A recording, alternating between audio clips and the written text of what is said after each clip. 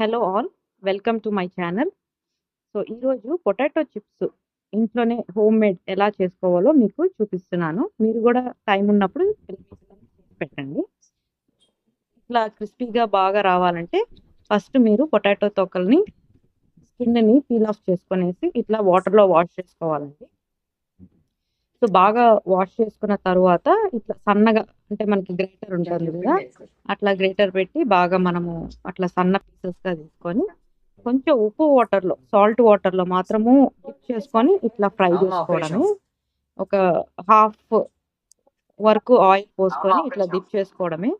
Dip చేసుకున్నాక ఇట్లా కొంచెం బ్రౌనిష్, గోల్డెన్ బ్రౌనిష్ కలర్లో వచ్చినప్పుడు మనము ఒక దీంట్లో ప్లేట్లోకి ట్రాన్స్ఫర్ చేసుకోవాలండి. చేసుకున్నాక అంతే. సో ఇట్లా మనం ఒక కంటైనర్లో వేసి పెట్టుకున్నాము అంటే చాలా రోజుల వరకు మనకు స్టే ఉంటుంది, నిల్వ ఉంటుంది. కొద్దిగా మనకి టేస్ట్కి కొంచెము కారము వేసుకున్నామంటే బాగుంటుంది. సైడ్ డిష్ పప్పుకి కానీ సాంబార్కి కానీ నంచుకోవడానికి చాలా టేస్టీగా ఉంటుంది. బయట ఏ ఆయిల్లో చేస్తారో ఏమో తెలియదు కదా మనకు. అంతే, క్రిస్పీ మన ఇంట్లోనే రెడీ. చాలా. So enjoy your day. Thank you so much for watching my. Please subscribe my channel and like my video. Thank you so much.